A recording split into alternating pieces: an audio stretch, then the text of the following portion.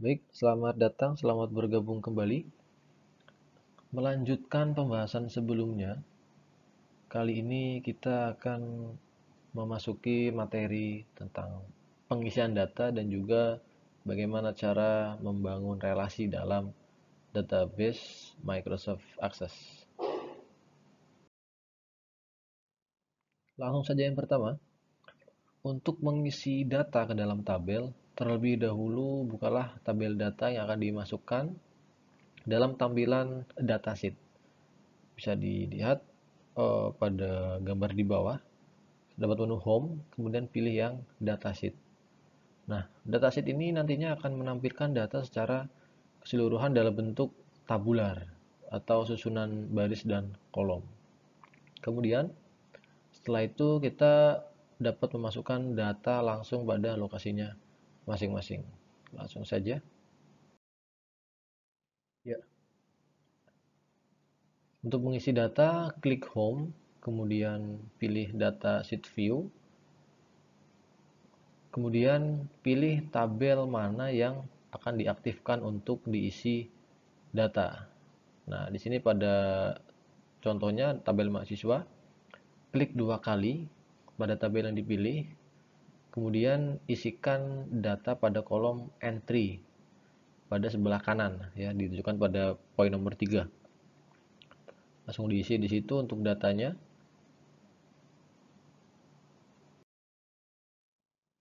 Nah, silahkan dengan cara di awal tadi yang ditunjukkan tadi, silahkan diisi untuk tabel-tabel selanjutnya. Kalau tadi tabel mahasiswa diisi, nah sekarang diisi untuk beberapa tabel yang sudah kita definisikan sesuai dengan konsep yang pertemuan sebelumnya. Konsep yang sudah kita gambarkan. Yang pertama, data dosen silakan dimasukkan. Ini untuk data mentahnya. Bisa ditambahkan, silahkan. Kemudian ini adalah tabel mahasiswanya. Bisa ditambahkan juga, silakan disesuaikan. Berikutnya tabel mata kuliah dan juga tabel mengajar. Silakan untuk diisikan dengan langkah yang sudah ditunjukkan di awal. Ya. Memasuki bahasan yang kedua, kita akan mencoba membangun relationship di sini. Nah, hubungannya dengan relationship di awal pertemuan sebelumnya sudah kita jelaskan tentang kunci primer, primary key ya. Di mana kunci primer ini berguna sebagai wakil dari tabel yang menunjukkan nilai unik dari suatu field atau kolom ya, atau atribut ya. Nah, fungsi dari kunci primer ini adalah untuk menghindari adanya nilai yang sama dalam satu field. Ingat, kunci primer ini bersifat unik. Jadi, dalam contoh kasus mahasiswa, tidak ada mahasiswa yang memiliki NIM yang sama. Pasti setiap mahasiswa mempunyai NIM yang berbeda. Dan inilah yang dikatakan unik. Dengan mengetahui NIM-nya, ya kita bisa mengetahui nama, alamat, email, dan data lainnya. Oke. Kemudian, ini adalah langkah-langkah untuk membuat primary key, di mana primary key ini dibuat pada desain view suatu tabel ya. Jadi dipilih kalau yang tadi adalah data sheet view. Nah, sekarang kita masuk ke desain view. Nah, silahkan untuk disorot untuk field yang ingin dipilih. Misal tadi ada name, nama, dan alamat. Pilih yang name, silahkan diarahkan kursor ke field name. Kemudian pilih tombol primary key ya, ada gambar kuncinya pada menu desain, atau mudahnya silahkan diklik kanan pada field yang akan dijadikan primary key, klik kanan pada name, kemudian pilih primary key. Ya, seperti ini. Dipilih dulu tadi ya kolomnya, kolom name, diklik kanan, kemudian primary key. Ini terdapat pada design view. Selanjutnya, Nah, setelah tadi adalah langkah untuk membuat primary key. Nah, silahkan berikan kunci primer, tentukan kunci primer untuk tabel-tabel pada relasi berikut ini. Ini adalah konsep yang kita gunakan, skema database yang kita gunakan, seperti yang sudah kita bahas pada pertemuan sebelumnya. Jadi silakan untuk NIM dari mahasiswa jadikan kunci primer, kemudian dosen, ID dosen jadi kunci primer, ID mengajar jadi kunci primer, dan pada mata kuliah ada kode mata kuliah, kode MK menjadi kunci primer. Di sini kita abaikan dulu kunci sekundernya. Kita di sini menentukan kunci primernya terlebih dahulu.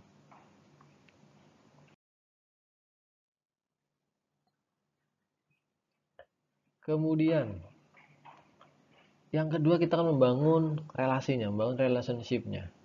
Nah, database dengan kapasitas besar menggunakan lebih dari satu tabel ya. Dalam contoh kita menggunakan lebih dari satu tabel.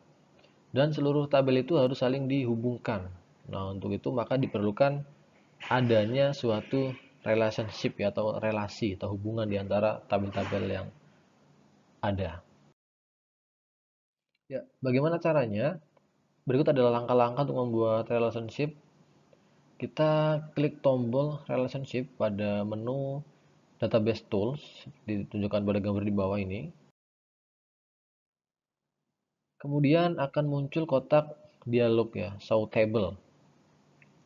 Nah, tampilkan tabel yang akan direlasikan nih. Silakan di drag ya, atau di klik aja, diklik, kemudian diklik sebelah kiri pada tabel, kemudian diklikkan pada kolom relationship, di drag aja. Dosen drag ke kanan, mahasiswa drag ke kanan, sampai dengan mengajar di drag ke kanan, ke area relationship. Nah, bagaimana untuk membuat relasinya? Ya, silahkan klik di dalam menu, terdapat menu Edit Relationship, atau ya ada logonya Edit Relationship. Nanti akan muncul kotak dialog Edit Relationship. Nah, kemudian Create New, pilih yang Create New. Nah, kemudian tentukan tabel dan field atau kolom yang direlasikan. Nah, nanti ada dua ketentuan, tentuan yang sebelah kiri dan juga kanan. Nah, nanti silahkan berdasarkan skema yang sudah ada, kita akan menentukan relasinya, kita akan bangun relasinya. Kalau berdasarkan konsep ini, maka tabel mahasiswa ya, kunci primer NIM di tabel mahasiswa akan menjadi kunci tamu NIM di tabel mengajar. Kemudian ID dosen, kunci primer di tabel dosen akan menjadi kunci tamu di tabel mengajar. Yang ketiga, mata kuliah. Kode MK, kunci primer pada tabel mata kuliah, akan menjadi tamu di kode MK di tabel mengajar. Oke, langsung saja. Dosen dengan mengajar. Nah, berarti yang left table-nya dipilih yang tabel dosen, kunci primernya adalah ID dosen. Maka di left column name-nya, di kolom name-nya, nama kolom yang dimasukkan adalah ID dosen. Pilih ID dosen. Kemudian, untuk yang tabel mengajar, karena kita membuat dosen, maka di right table-nya, sebelah kanannya ini adalah tabel mengajar. Dengan kolomnya adalah ID dosen, yang artinya dibaca dari kiri, ID dosen di tabel dosen ini akan menjadi kunci tamu di tabel mengajar. Begitu.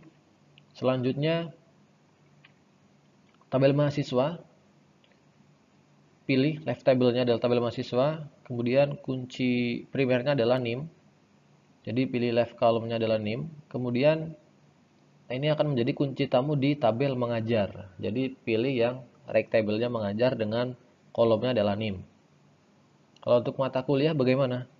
Ya, berarti kalau yang mata kuliah, ya pilih tabel mata kuliah di left table-nya, kolomnya adalah kode MK, kemudian menjadi kunci tamu di tabel mengajar, kolomnya adalah kode MK. Sama ya. Nah, sehingga nanti tampilannya akan seperti ini. Ketika tadi udah di OK, kemudian di create ya, maka akan muncul seperti ini. Ini adalah hasil dari relasi ketika sudah dibuat, ketika sudah didefinisikan tadi, akan saling terhubung satu sama lain. Dosen akan berhubungan ke mengajar, mahasiswa, mata kuliah pun akan memiliki relasi dengan mengajar. Ya, sampai di sini semoga semuanya bisa dipahami. Untuk pertemuan selanjutnya kita akan membuat query. Jadi silahkan setiap hasil pekerjaan disimpan. Nanti lembar kerja yang sama akan kita gunakan untuk pertemuan yang selanjutnya. Semoga mengerti. Sampai bertemu pada pertemuan selanjutnya. Salam.